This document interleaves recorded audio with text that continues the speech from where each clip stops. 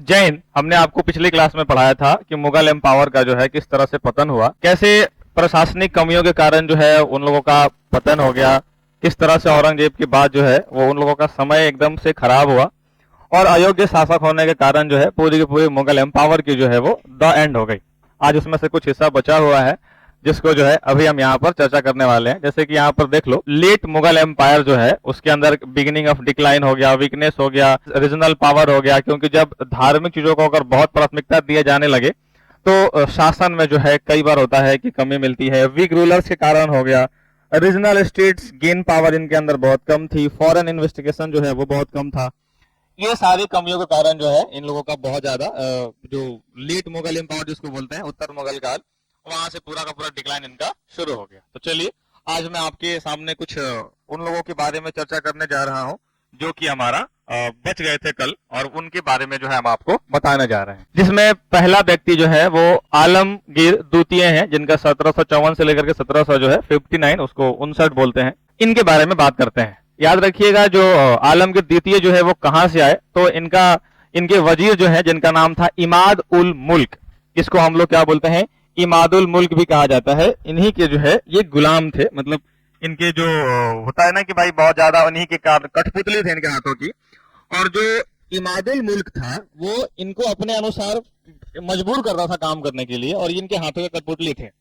लेकिन शाह आलम द्वितीय ऐसा चाहते नहीं थे कि हम जो है वो इमादुल मुल्क के जो है कठपुतली रहे। दरअसल एक ऐसा योजना इन्होंने बनाया, वजीर बादशाह को जो है पूरी तरह से अपने नियंत्रण में रखते थे। कौन? आलमगीर द्वितीय को। कौन भाई? इमादुल। लेकिन एक दिन ऐसा हुआ कि आलमगीर द्वितीय ने इमादुल को मारने का प्लान बना लिया, ताकि मैं अगर उनके इमादुल को मगर मार देते आलम द्वितीय, तो हो सकता था कि उनके कठपुतली जो चंगुल से निकल जाते। तो भाई इन्होंने एक योजना बनाई जिसमें ये बताई कि चलो इसको एक काम करते हैं, इसको मार दिया जाए। षड्यंत्र रचा कि हम लोग इसका क्या करेंगे, तो हत्या करवा देंगे। लेकिन जैसे ही ये बात इमादुल को पता चली, इमादुल ने क्या करा कि आलमगीर द्वितीय को क्या किया, मरवा दिया। तो ये शासनकाल में सबसे ऐतिहासिक घटना जो रहा है वो ये रहा कि इन्हीं को जो है इन्हीं को आखिरी में मार दिया गया। इसके बाद इनके शासनकाल की सबसे ऐतिहासिक जो घटना रही वो 1757 का रहा है, जिसमें प्लासी का युद्ध हुआ, और इस युद्ध में ईस्ट इंडिया कंपनी ने जीत लिया, क्योंकि इन लोगों के पास इतनी योग्यता नहीं थी उस वक्त मुगल एम्पायर के पास कि ये लोग उस पावर को जो है हासिल कर पाए। इस तरह यानी कि इस जीत के बाद जो है भारत में ब्रिटिश साम्राज्य की जो है वो नींव रखा गया। पर यहीं पर जो है ब्रिटिश साम्राज्य की पहली बार नींव रखी गई। हालांकि ब्रिटिश साम्राज्य तो बहुत पहले से आ गए थे, लेकिन जो करप्शन वगैरह जो मेन रूप से शुरू हुआ वो इधर से शुरू हुआ था, जहां पर जो है सबसे ज्यादा अंग्रेजों ने जो है वो यहाँ से धन ले जाने की शुरुआत कर दी, क्योंकि मुगल एम्पावर बहुत कमजोर हो चुका था और अब उनमें इतना योग्यता नहीं रही थी कि अब अंग्रेजों को रोका जा सके। तो ये इनकी घटना रही। उसके बाद अगले व्यक्ति आए शाहजहां तृतीय आए, और यानी उनके जाने के बाद शाहजहां तृतीय है, और शाहजहां तृतीय जो थे वो 1759 यानी कि 1759 ईस्वी में आए। और आलमगीर द्वितीय की जो हत्या हुई, आलमगीर द्वितीय की हत्या के बाद जो है उनके पुत्र औली गौहर ने खुद को ही शासन घोषित कर लिया। यानी अब वो कहा कि जब पिताजी चले गए, आलमगीर द्वितीय जो चले गए, तो ये उन्होंने उनकी जगह पर जो है खुद को शासन घोषित कर लिया। लेकिन इनको ये बात देखी नहीं गई। इमादुल मुल्क ने जो है जो मरवाया था उसको, इमादुल मुल्क को ये बात मंजूर नहीं थी, और इसने क्या करा कि एक मैंने आपको बताया था कि कामबख्श खां कौन था, तो कामबख्श खां के पोते जो है इनका नाम था मुही उल मिल्लत, और ये शाहजहां तृतीय के नाम से दिल्ली में गद्दी पर बैठा दिया। पहली बात कि बाप को मरवाया, और बाप के बाद यानी कि आलमगीर द्वितीय को मरवाने के बाद जब उनके बेटे जो है वो अपने आप को शासक घोषित कर लिया, उसके बाद अब ये इमादुल को देखा नहीं गया। इमादुल ये चाहता नहीं था कि जो है यानी कि आलमगीर द्वितीय के जो है पुत्र वहां पर बने। और हालांकि उस वक्त जो है वो अली गौहर जिसको बोलते हैं, ये पटना में रहते थे, और इन्होंने खुद जो है आलमगीर द्वितीय के नाम से जो है यानी खुद को जो है आलम द्वितीय के नाम से जो है वो बादशाह बना लिया। हालांकि ये बात इनको मंजूर नहीं थी, तो इसने क्या करा, इसको जो है शाहजहां तृतीय के नाम से दिल्ली पर बैठा दिया। और एक समय ऐसा भी मुगल एम्पावर में रहा है कि एक ही समय में दो अलग अलग जगह पर दो मुगल शासक चल रहे हैं, दो अलग अलग राजा चल रहे हैं, और इनके लिए जो है अलग अलग स्थानों पर जो है वो बादशाह रहे हैं। और ये मुगल एम्पावर का डिक्लाइन का जो है एक सबसे बड़ा कारण रहा है। शाह आलम द्वितीय का जो शासनकाल रहा वो रहा 1759 से 1806 तक रहा है। पानीपत का तृतीय युद्ध जो है वो इन्हीं के बीच में हुआ था, जो 1761 में हुआ था, और मराठों और अहमद शाह अब्दाली के बीच में लड़ा गया। अब ये जो है हमारा यानी अहमद शाह अब्दाली जो है, जिसके बारे में मैंने आपको बताया था ये भारत पर 16 बार आक्रमण किया है और इसको जो है इसने इतने धन लूट के ले गए हैं कि अगर आज वो धन होता तो हम जो है अब तक हमारे जीडीपी होती कम से कम 3 गुना ज्यादा होती। तो यहाँ पर जो है 16 बार आक्रमण करके लूट के ले गया। इसमें मराठों की जो है निर्णायक हार हुई और इतना ये खतरनाक व्यक्ति था कि मराठा, क्योंकि जिस वक्त मराठे की हार हुई है, मराठा खुद में जो है वो एक बहुत मजबूत एम्पावर था और वहां पर लेकिन उनको भी हरा करके ये पानीपत के युद्ध में जो है वो धन ले गया यहाँ से। उसके बाद 1764 में जो है बक्सर का युद्ध हुआ, हालांकि ये तो बहुत फेमस है, बंगाल के नवाबों के बीच में हुआ था और अंग्रेजों से। यहाँ पर शाह आलम द्वितीय का मैंने बैकग्राउंड बता दिया कि शाह आलम द्वितीय आए कहां से। बंगाल के नवाब मीर कासिम, ये बंगाल के शासक थे वहां उस वक्त में, और अवध के नवाब जो सुजाऊ दौला थे, इन लोगों ने मिल करके जो है वो अंग्रेजों के विरुद्ध जो है ये युद्ध लड़ा। लेकिन अंग्रेजों ने इन लोगों को हरा दिया क्योंकि अंग्रेजों के पास पारंपरिक युद्ध न होकर के मॉडर्न हथियार थे और ये लोग जो लड़ाई लड़ रहे थे वो अपने पारंपरिक से लड़ रहे थे। और सबसे बड़ी बात की इन दोनों में जो है यानी कि बहुत ज्यादा एकता की कमी से वजह से ये लोग वहां पर हार गए और जैसे ये युद्ध हारे उसके बाद जो है एक संधि इनको करनी पड़ी और ये संधि इन लोगों ने मजबूरी में करा था, यानी कि हारने के बाद। तो जब इलाहाबाद संधि को ये लोग मजबूरी में करा, हारने के बाद करा, तो 1765 ईस्वी में जो है ये दरअसल हार के बाद ये अंग्रेजों ने ये इनके तहत इनको मजबूरी में ये संधि करनी पड़ी थी। और इस संधि में जो है अंग्रेजों, क्योंकि अंग्रेजों की जीत हुई थी तो इन लोगों को जो अंग्रेजों को बात मानना पड़ा क्योंकि मजबूरी था उस वक्त मानना। तो जिसके तहत जो है अंग्रेजों को बंगाल, बिहार और उड़ीसा की दीवानी यानी राजस्व वसूलने का जो है अधिकार प्राप्त हो गया। अब जब से ये अधिकार प्राप्त हुआ तो उन लोगों को जो है क्या करना पड़ा भाई साहब, तो बिहार यानी कि अब जो यहाँ के बाद जो राजस्व वसूलेगा वो कौन होगा, अंग्रेज होगा। 1803 ईस्वी में जो है दिल्ली पर अंग्रेजों का पूर्ण अधिकार हो गया और 1806 ईस्वी में जो है शाह आलम द्वितीय की मृत्यु हो गई। अब शाह आलम द्वितीय जब से मृत्यु हुआ तो इलाहाबाद की संधि के बाद इनकी मृत्यु हुई और फिर मुगल एम्पावर और ज्यादा कमजोर हो गया। यहीं पर इतना कमजोर हो गया एक समय में कि मुगल जो है वो खुद को जो है मराठा के अंदर संरक्षित कर दिया। यानी मुगल एम्पावर जो है इतना एक समय में कमजोर हो गया था कि खुद को जो है वो क्या किया, मराठा के संरक्षण में कर दिया। तो जो अगर पहले व्यक्ति को अगर देखा जाए तो ये भाई मराठा संरक्षण जो शुरुआत कब से हुआ था, 1772 से लेकर के 1803। और इसी बीच में एक रेगुलेटिंग एक्ट भी आया था, वो आपने पढ़ा होगा भाई, हालांकि वो पॉलिटी का हिस्सा है, लेकिन रेगुलेटिंग एक्ट जो है जिस वक्त कंपनी जो है अनियंत्रित रूप से काम कर रही थी, अनियंत्रित रूप से मतलब ये कि हमारे समय भारत में एक ऐसा भी समय था जहां पर करप्शन पर, घूस लेने पर कोई रूल नियम नहीं थे। यानी उस वक्त जो है वो घूस लेना भी इलीगल घोषित नहीं किया गया था। उस वक्त की ये बात है जहां पर अंग्रेजों ने है बेमन से, अपने मन से जो है हमारे भारत का खजाना को लूटा। और उसके बाद 1773 में पहली बार एक रेगुलेटिंग एक्ट आई जिसमें ये कहा गया कि आज के बाद कोई उपहार और कोई भी जो है अपने मन की मर्जी से जो है वो पैसा नहीं ले सकता है। मतलब पहली बार करप्शन पर जो है रोक यहीं पर लगाई गई थी। उसी वक्त की घटना है ये। 1772 में जो है वो मराठों ने मुगल बादशाह को अपने संरक्षण में लिया क्योंकि इनके पास इतनी पावर नहीं थी और 1803 तक ये चला। घटना क्या हुई तो 1778 में जो है वो रोहिल्ला सरकार, जिसको गुलाम कादिर के नाम से जाना जाता है, और ये शाह आलम द्वितीय को अंधा कर दिया और इसकी वजह से जो है अपने मृत्यु तक शाह आलम द्वितीय क्या रहा, अंधा ही रहा। अब यहाँ पर अगर बात करोगे अंग्रेजी संरक्षण जो मिला वो 1803 में अंग्रेजों ने मुगल को संरक्षण दिया और ये जो है 1857 की क्रांति तक रही। यानी कि पहले संरक्षण दिया मराठों ने और मराठों के बाद जो है 1806 के बाद जो है यहाँ पर इन लोगों ने, अंग्रेजों ने इन लोगों को संरक्षण दिया क्योंकि उस वक्त इतने कमजोर शासक थे। जैसे बहादुर शाह का आपने नाम सुना होगा, ये संगीत में व्यस्त रहते थे, यानी इसको जफर कहा जाता है, मैं इनके बारे में आगे पढ़ाऊंगा। अब इतने संगीत में मसरूफ रहते थे कि इनको फुर्सत नहीं मिलता था। आपने मोहम्मद शाह के बारे में सुना, शराब और शबाब और नर्तकी में जो है सबसे ज्यादा उनके हरम में जो है हिजड़ों का प्रचार मिला है।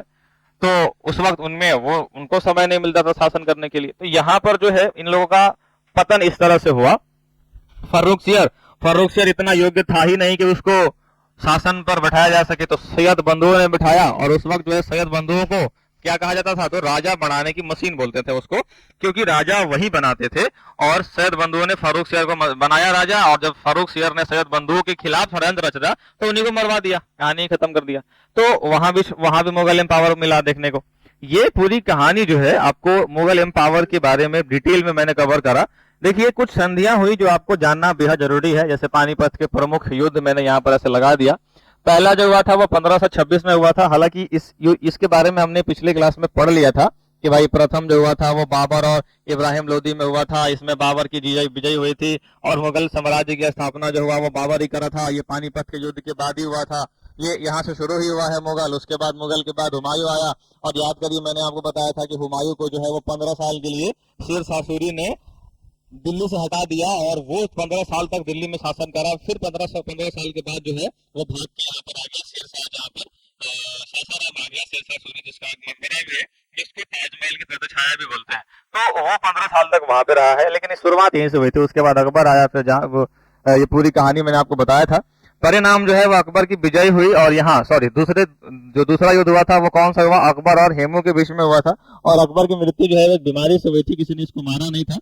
परिणाम जो है अकबर की विजय हुई और मुगल सत्ता पुनः स्थापित कर दी गई, और तृतीय पानीपत युद्ध जो रहा है वो 1761 में रहा। अभी भी हमने बताया आपको, मराठा और अहमद शाह अब्दाली के बीच में हुआ। परिणाम क्या रहा, तो अहमद शाह अब्दाली की विजय हो गई तथा मराठों की शक्ति से जो है वो भारी क्षति हुई थी, क्योंकि जब जो जीतता था उस वक्त उसको हर बात माननी पड़ती थी जो हारता था। तो यहाँ पर कुछ संधियां हुई जो कि बहुत प्रमुख हैं, और ये हालांकि 1 बाय 1 हमने सबको पढ़ लिया है, लेकिन एक जगह लेने का एक ही मकसद है कि जब आप रिवीजन करें तो आपको जो है परेशानी नहीं हो। जैसे इलाहाबाद की संधि पहली बार हुई थी 1765 के अंदर में, और ये जो हुई थी वो British India east India company, Robert Clive और मुगल साम्राज्य जो है शाह आलम द्वितीय के बीच में हुआ था। इसके बाद कंपनी को बंगाल, बिहार, उड़ीसा और दीवानी के अधिकार को जो है वो यहाँ पर वार्षिक रुपए देने का जो है वचन दिया गया। अब यहाँ से सालबाई की संधि हुई थी, वो 1782 में हुआ था, और ब्रिटिश ईस्ट इंडिया कंपनी और मराठा साम्राज्य के पक्षकार में हुआ था, और अंग्रेज और मराठा के बीच में जो है ये युद्ध समाप्त हुआ और यथास्थिति को जो है वो स्वीकार कर लिया गया। फिर अगला जो है वाशिंग की संधि 1802 में, सुगौली की संधि 1816 में, और जो है यहाँ पर लॉर्ड वेलेस्ली की सहायक संधि हुई थी वो 1758 से लेकर के 1805 के बीच में हुआ था। ये पूरी की पूरी आपकी कुछ संधियां हैं, हालांकि अभी हमारा 2-3 संधि जो है आगे मिलने वाला है, लेकिन मैंने 2-3 आपको यहाँ पर बता दिया। अब यहाँ पर आए अकबर शाह द्वितीय, 1806 से लेकर के 1837 तक रहे हैं। देखिए अब यहाँ पर एक वर्ड लिखा है कि प्रथम संरक्षित बादशाह, इसका मतलब क्या? तो प्रथम संरक्षित बादशाह जो थे वो अंग्रेजों के प्रति जो है वो संरक्षित रहे, यानी कि अंग्रेज माफ करिएगा मराठाओं के जो है अंदर संरक्षित रहे।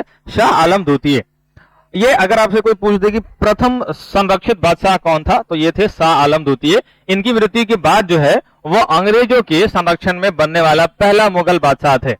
अकबर शाह द्वितीय जो है वो अंग्रेजों के अंदर पहली बार संरक्षण बनने वाला राजा, और जो प्रथम मराठाओं के अंदर में संरक्षित हुए थे वो शाह आलम द्वितीय हुए थे। और अब मुगल सत्ता केवल दिल्ली तक ही सीमित रह गई, क्योंकि इसका जो है वो वर्चस्व नहीं रहा आगे। और जब दिल्ली कमजोर पड़ा तो जो दिल्ली के बाहर के इलाके थे वहां के राजाओं ने खुद को स्वतंत्र घोषित कर लिया। यानी क्योंकि मुगल जब सेंटर में इतना कमजोरी हो गया था कि अभी अभी आगे आपको पढ़ाएंगे कि किस तरह से जो है वो मुगल खुद को ही स्वतंत्र, मुगल नहीं मतलब रीजनल एरिया जो है वो खुद को स्वतंत्र कर लिया। लेकिन यह शुरुआत यहीं से हो गई थी। जब जब इतनी सीमित रह गई और सिक्कों का दिल्ली जो मुगल काल का जो सिक्का चलता था उसका भी अंत हो गया, और इसके जो है समय में 1835 में जो है मुगल की जो है वो टकसाल बंद हो गई और अंग्रेजों सिक्कों का जो है वो प्रचलन शुरू हो गया। तो पहली बार जो हमारे भारत में जो है मुगलों का डिक्लाइन और अंग्रेजों का जो है यहाँ से उत्थान हो रहा है, क्योंकि अब सिक्का किसका चल रहा है, अंग्रेजों का। और जाहिर सी बात है जिसका सिक्का चलेगा उसकी डेवलपमेंट ऑटोमेटिक होना शुरू हो जाएगी। यहाँ तक जो है स्थिति ये है कि अकबर शाह द्वितीय को संरक्षण मिल रहा है और वो खुश भी हैं इस बात से कि भाई अंग्रेज जो है हमारे हमको संरक्षित में दे रहे हैं। सिक्का चलने लगा और आलम शाह द्वितीय जो है 1830 में जो है राजा राम मोहन राय को, हालांकि इसको शाह आलम द्वितीय के जो है पेंशन बढ़वाना था अपना, क्योंकि संरक्षण में था अंग्रेजों का, तो राजा राम मोहन राय को जो है वो पेंशन बढ़वाने के लिए जो है वो भेजा इनको, यानी कि पेंशन बढ़वाने की पैरवी करने के लिए जो है वो इंग्लैंड भेजा। उस इंग्लैंड की मतलब जो पार्टिकुलर जगह पर राजा राम मोहन राय गए थे वो ब्रिस्टल गए थे। और यहाँ पर एक लाइन लिखा है उसको ध्यान दीजिएगा, ये 1837 जो लिखा हुआ है 1837 ये अकबर शाह द्वितीय की मृत्यु हुई थी। राजा राम मोहन राय की जो मृत्यु हुई थी वो 1833 में हुई थी और वो ब्रिस्टल में ही उनकी मृत्यु हो गई थी, यहाँ वो आए नहीं थे, भारत नहीं आए थे। तो 1833 में राजा राम मोहन राय की मृत्यु हुई, लेकिन 1837 में जो है वो इसकी मृत्यु हुई, अकबर शाह द्वितीय की मृत्यु हुई। ये बात ध्यान रखिएगा, यहाँ थोड़ा सा लाइन जो है इसकी लाइन जो है मीनिंग गलत दे रहा है, मतलब आपका ये ना समझ लें कि राजा राम मोहन राय की मृत्यु 1837 में हुई है, नहीं, राजा राम मोहन राय की मृत्यु 1833 में हुई है, ये अकबर शाह द्वितीय की मृत्यु जो है वो इसमें हुआ है। जिसके बाद उनके पुत्र बहादुर शाह जफर जो है वो द्वितीय अगले शासक बने, और बहादुर शाह जफर जो 1857 की क्रांति तक रहे, और यहाँ से मुगल कंप्लीटली रूप से जो है वो समाप्त हो गया। यानी मुगल का ये अंतिम समय चल रहा है। अब मुगल बस खत्म ही होने वाले हैं, क्योंकि बहादुर शाह द्वितीय जो है वो एक नाम के शासक थे। इनको जो है अंग्रेजों ने इनको बैठाया था। तो ये अकबर द्वितीय के पुत्र जो है भारत के अंतिम मुगल सम्राट थे, और इनको जफर इनका उपनाम था, इसलिए इनको बहादुर शाह द्वितीय ना कह करके बहादुर शाह जफर कहा जाता है। अब ये इतने अयोग्य आदमी थे कि जो है इनको बहादुर शाह जफर के नाम से इसलिए जाना जाता है क्योंकि ये प्रसिद्ध कवि मिर्जा गालिब यानी उस्ताद उल्लाह खान गालिब के शिक्षक थे। माफ करिएगा, इनके शिक्षक थे। यानी कि उस्ताद उल्लाह खान जो है ये इनके शिक्षक थे, और इनको जो है मिर्जा गालिब यानी कि इनको बहादुर शाह द्वितीय के जो है ये गाने का बहुत शौक था इनको, इसलिए लास्ट में क्या जोड़ दिया गया, जफर, यानी बहादुर शाह जफर। और ये मुगल एम्पावर के सबसे आखिरी शासक रहे हैं। हालांकि ये जो है एक कठपुतली ही थे अंग्रेजों के, और ये बाद में हिम्मत दिखाई, इन्होंने अंग्रेजों के खिलाफ लड़ने का कोशिश किया, लेकिन इनके विद्रोह को जो है वो कुचल दिया गया, फिर इनका शासन जो है वो समाप्त हो गया। तो इन्होंने 1857 के प्रथम स्वतंत्रता संग्राम में भाग लिया था, जिसके बाद अंग्रेजों ने इनको क्या कर लिया, गिरफ्तार कर लिया। यानी इन्होंने अपना आखिरी में कोशिश दिखाई। इनमें इनकी तो उम्र भी 1857 तक उम्र तो इनकी बहुत ज्यादा हो चुकी थी, और उम्र होने के साथ साथ एक और इनमें प्रॉब्लम क्या था कि ये एक औपचारिक नेता थे, लेकिन वास्तविक सैन्य नेतृत्व जो है वो बख्श खा करता था। तो ये हमारा बख्श खा करता था, इसके विद्रोह में जो है वास्तविक किया, और इनकी उम्र इतनी ज्यादा हो चुकी थी कि ये इसमें कुछ कर नहीं पाए, और 11 मई 1857 को उन्होंने विद्रोह का नेतृत्व संभाला, लेकिन कुछ फायदा हुआ नहीं। इनको गिरफ्तार करके और रंगून भेज दिया गया, और रंगून जो है वो म्यांमार में पड़ता है। उस वक्त हमारा म्यांमार हिस्सा था, और जहां पर 1862 में जो इनकी मृत्यु हो गई, और यहाँ पर ये मुगल के अंतिम शासक रहे हैं। इसके बाद जो है मुगल एम्पावर कंप्लीट रूप से खत्म हो गया। कुछ ध्यान रखना है, जैसे मेरठ जहां 10 मई को विद्रोह शुरू हुआ, दिल्ली जो है सैनिक 11 मई। तो अब मुगल पावर के जो है मुगल साम्राज्य के पतन के कारण मैं बताता हूं। देखो इनके यहाँ क्या था भाई, दुर्बल शासक थे, उत्तराधिकारी जो है वो अयोग्य थे, कमजोर थे, आंतरिक संघर्ष यानी कि दरबारी गुटबाजी, तुरानी, ईरानी, अफगानी, हिंदुस्तानी सब अलग अलग मनसब के थे, सबका अलग अलग मनसबदारी व्यवस्था चलता था। बाहरी कारण सैन्य दुर्बलता, एक सैनिक की कमी थी। उसके बाद आक्रमण भी खतरनाक हुआ, आर्थिक संकट, मराठा शक्ति का उदय। मराठाओं तो भाई उस वक्त अपना मतलब वो आर पार के लड़ाई लड़ने वाले व्यक्ति थे, तो वहां पर वो लोग किसी का सुनते नहीं थे। यूरोपियन का आगमन हो गया, और जब विदेशी आगमन हुआ तो इन लोगों को संभाला नहीं गया, विदेशी आक्रमण कर दिया। नादिर शाह तो एक ऐसा व्यक्ति था जो घोड़ा चलाने वाला व्यक्ति था, और वो बोलता था कि राजा का बेटा राजा नहीं बनेगा, योग्य राजा बनेगा, और उस चक्कर में जो है यहाँ पर बहुत नुकसान कर दिया उसने आकर के। कमजोर और अयोग्य उत्तराधिकारी थे। औरंगजेब को ही संभालने का फुर्सत नहीं था, ये सारा वर्षाबाद में डूबल रहता था। इसके बाद पूरा का पूरा जो है असक्षम रह गया। मनसबदारी व्यवस्था का पतन, यानी कि जागीरों में कमी, भ्रष्टाचार के कारण यह प्रशासनिक सैन्य एकदम चरमरा गया। सैनिक कमजोरी उसकी रही, मुगल सेना तकनीकी, अनुशासनिक और रूप से पिछड़ गई। धार्मिक और आर्थिक के कारण औरंगजेब की कट्टर नीति और असंतोष पैदा कर दिया। ये भी एक बहुत ध्यान देने वाली बात है, औरंगजेब के अंदर एक चीज जो थी वो थी कट्टरपंथी। सबसे ज्यादा अगर किसी मुगल शासक के अंदर में सबसे ज्यादा अगर धर्म की किसी काल में वृद्धि हुई है वो औरंगजेब में हुई है। औरंगजेब सिर्फ धर्म को प्राथमिकता देता था, और यहां पर जो है इसलिए अब जो औरंगजेब की कट्टर नीतियां थी ये भारत के लोगों को भारत के अंदर जो है वो विरोध पैदा कर दिया। और यहीं से जो है, क्योंकि इसके पहले के जो शासक थे वो समझते थे, लेकिन ये इसके अंदर जो इतनी कट्टरपंथियां जो थी वो असंतोष पैदा कर दिया, और लगातार भारत के लोग इसका विरोध कर दिए। और खजाना इसका खाली हो गया, लड़ते लड़ते पूरा खजाना हो गया। और मराठा शक्ति का उदय जो है वो दक्षिण में मराठाओं के बढ़ते प्रभाव जो है वो मुगल को और ज्यादा कड़ी चुनौती देते रहती थी। और औरंगजेब ने ही संभाजी भोसले जो शिवाजी के पुत्र थे उनको लिया था, अरेस्ट कर लिया था। यूरोपीय कंपनियों का आगमन, ब्रिटिश ईस्ट इंडिया कंपनी जैसे शक्तियों का आगमन ने व्यापार को जो है वो प्रभावित कर दिया। अब उसके बाद यूरोपीय आ गए और वो भी अंग्रेज आ गए, और उसमें इन लोग से समाज संभला नहीं, तो बाद में संरक्षण देकर के इन लोगों को और चूस लिया उन लोगों ने। विदेशी आक्रमण, नादिर शाह, अहमद शाह अब्दाली के आक्रमण जो है वो साम्राज्य का कमर तोड़ दिया एकदम हमला करके। और ये रहा पूरा का पूरा इन लोगों का जो है अंतिम कहानी खत्म। पूरा साम्राज्य, एक साम्राज्य, इसका साम्राज्य खत्म। इनके कमियों के बारे में मैंने आपको बता दिया। इसके बाद हुआ कुछ नया चीज, यानी कि जब एक एम्पावर गया तो जो दिल्ली से बाहर के लोग थे, दिल्ली सबसे आखिरी तक मुगल वहां पर रहे, लेकिन जो नए राज्य यानी दिल्ली से जो दूर थे वो स्वतः ही खुद को स्वतंत्र घोषित कर लिए। अब जब स्वतंत्र घोषित स्वतः ही कर लिए, तब वहां पर क्या हुआ देखो, यानी कि स्वतः राज्य, इसको ऑटोनोमस बोलते हैं। ऑटोनोमस स्टेट मतलब खुद को रेगुलेट करने वाले। वैसे राज्य जो मुगल साम्राज्य से अलग होकर बने थे, उन्हें स्वतः ऑटोनोमस बोलते हैं, ऑटोनोमस कहा जाता है। दरअसल मुगल साम्राज्य के कमजोर होने पर जो है वहां के गवर्नर यानी कि जो सूबेदार बोलते थे, वो खुद को ही स्वतंत्र घोषित कर लिया। कहा कि अब मैं मुगल के अंदर में नहीं रहूंगा, और अगर मुगल में इतना होती पावर तो उनको दबा करके, उनके विद्रोह को दबा करके फिर से मुगल जो है वो चाहते तो वहां पर कवर कर सकते थे, लेकिन मुगलों में इतना पावर था नहीं। तो ये क्या कर लिया, खुद को स्वतंत्र कर लिया, और ये मुगल पावर का हर जो है एक राज्य निकलने के बाद जो है पतन का शुरुआत हो गया। लेकिन वो नाम मात्र के मुगल सत्ता को मानते रहे। जैसे बंगाल, सबसे ज्यादा विद्रोह बंगाल किया मुगल एम्पावर के खिलाफ।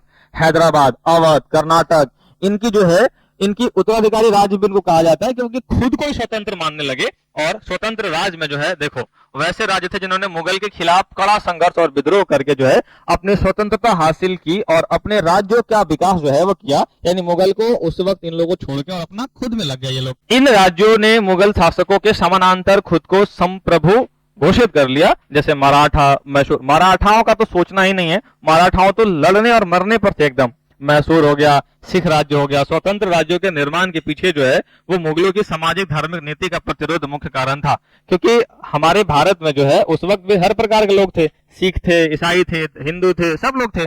और जब किसी एक धर्म को जबरदस्ती किसी पर थोपा जाता था तो इन लोगों को फिर एक्सेप्ट नहीं था। और औरंगजेब के बाद वही हुआ, तो उसके बाद इन लोगों ने विरोध करा, और विरोध करने के बाद क्योंकि सेंटर में उतनी पावर नहीं थी तो खुद को स्वतंत्र कर लिया। और इसमें कहानी आपकी यहां पर जो हो गई। और वो आपका संस्थापक कौन कौन रहा और कौन कौन राज्य जो विद्रोह किया था वो देखो। पहली बार बंगाल किया और मुर्शिद कुली खान ने इसको संस्थापक कर लिया। अवध शहादत खां, हैदराबाद चिनकिलीज खां जिसको निजाम उल मुल्क भी कहा जाता है। सिख राज्य का बंदा बहादुर रणजीत सिंह। मैसूर हैदर अली। मराठा शिवाजी पेशवा बालाजी विश्वनाथ। मराठा के बारे में जो है हम लोग एक बार ढंग का पढ़ेंगे, कौन पेशवा आए, बालाजी क्या किए, बाजीराव प्रथम कब आए, शिवाजी क्या किए, संभाजी भोसले क्या किए। इसमें पूरी कहानी हम लोग पढ़ेंगे मराठा के बारे में। मराठाओं के बारे में हमें पढ़ना ही है आगे की क्लासेज में, हार्डली परसों या कल जब भी क्लास हो उसकी, जब ये खत्म होगा तो वो आएगा ही। जाट जो है चूड़ामन एवं बंदन सिंह था जो भरतपुर का था। त्रावणकोर जो है मार्तंड वर्मा थे। अब यहाँ पर जो है नवाब के नाम के बारे में अगर चर्चा किया जाए तो मुर्शिद कुली खां जो है 1717 से शुरू हुआ और 1727 तक रहा। ये मुर्शिद कुली खां, सुजाउद्दीन सरफराज खां ये 39 से 40 तक रहा है। अली वर्दी खां 40 से 56 तक रहा है। और यहाँ से सिराजुद्दौला जो है 56 से 57 तक रहा है। मीर जाफर 57 से 60 तक रहा है। मीर कासिम जो है 60 से 63 तक रहा है। मीर जाफर 63 से 65 तक रहा है। नजमुद्दीन जो है वो 65 से 66 तक रहा है। सैफ उद्दौला जो है 66 से 70 तक रहा है। मुबारक उद्दौला जो 1770 से 1775 तक रहा है। देखो इसको बार बार रिवीजन करना पड़ेगा क्योंकि कार्यकाल याद करना जो है वो बार बार रिवाइज कर करके, और ये डेट जो है आपको ध्यान रखना होगा। ये बस याद रखना कि कौन राज्य जो है वो कौन संस्थापक क्या है। जो मशहूर है वो है बंगाल, मुर्शिद कुली खान जो है। सिख के बारे में पढ़ लेना, बंदा बहादुर रणजीत सिंह का नाम था। मराठा में था शिवाजी पेशवा बालाजी विश्वनाथ। इसको हम लोग इतना पढ़ेंगे अपने आप याद हो जाएगा हमारा। तो ये जो है 3-4 इसमें प्रसिद्ध है जो कि हमें ध्यान से याद कर लेना है। बाकी इसको तो बार बार रिवीजन करना होगा। इसका पीडीएफ जो है आप उसको डाउनलोड करके और बार बार जो है इसको रिपीट करके पढ़ लीजिएगा, ये सारा ही आपको याद हो जाएगा। अब यहाँ से कुछ बंगाल की स्थिति देख लो, क्योंकि बंगाल जब उदय हुआ तो बंगाल में क्या क्या हुआ। तो बंगाल की उदय जो है, बंगाल जो है एक समृद्ध प्रांत था और यहाँ जो है कृषि, व्यापार और वाणिज्य की जो है वो प्रचुरता थी। बंदरगाहों के लिए जो है समुद्री और नदी तंत्र उपलब्ध था जो व्यापार में सहायक था भाई, क्योंकि बंगाल के पास असेट्स तो था ही पहले से ही। बंगाल पहले मुगल के अधीन था और वहां से सूबेदार नियुक्त करते थे। यानी कि बंगाल जो है जब पूरा मुगल एम्पावर जो है एक ढंग का चलता था उस वक्त जो है बंगाल उसमें, तो यहाँ से जो है बंगाल पहले मुगलों के अंदर में था। और बंगाल जब से मुगल एम्पावर कमजोर हुआ तब से वहां पर जो है सूबेदार की नियुक्ति जो होती थी वो बंद हो गई। यानी वहां पर सूबेदार की जो है नियुक्ति करते थे। और मुर्शिद कुली खान के जो है समय से बंगाल एक स्वतंत्र राज्य की जो है और बढ़ने लगा। ये पहला व्यक्ति है जो कौन है, मुर्शिद कुली खान जो है वो स्वतंत्रता की ओर बढ़ने लगा। और यहाँ से जो है यानी कि अकबर के समय में बंगाल एक महत्वपूर्ण क्षेत्र था जहां सूबेदार या गवर्नर नियुक्त किए जाते थे। लेकिन फर्रुखसियर और मुर्शिद कुली खान के बंगाल के पहले सूबेदार जो है वो बनाकर भेजा गया था। इसके बाद मुर्शिद कुली खां के दामाद जिनका नाम था सुजाउद्दीन सूबेदार बना और इस तरह क्रमशः इसका जो है यानी कि वंशानुगत पहले ही चला। पहली बात कि सूबेदार जो है वो मुगलों के अंदर में था, और सूबेदारी व्यवस्था जो चलती रहती थी तो बंगाल के। अब ये प्रक्रिया इतनी बढ़ गई कि जो है खानदानी हो गया, और खानदानी होने के बाद एक समय तक खानदानी रहा, उसके बाद इसका भी कहानी खत्म हो गया। तो ये खानदानी रहा, और इस तरह से क्रमशः जो है इसका सरफराज खा को बंगाल का सूबेदार बना दिया गया। एक ही परिवार के तीनों थे। ये वंशानुगत व्यवस्था रूप से कुछ दिनों तक चला, और वर्ष 1740 में जो है गिरिया के युद्ध में अली बर्दी खान ने सरफराज खां को जो है एक तरह से सूबेदार का पद भी वंशानुगत चलाने लगा, और ये हराकर खुद को जो है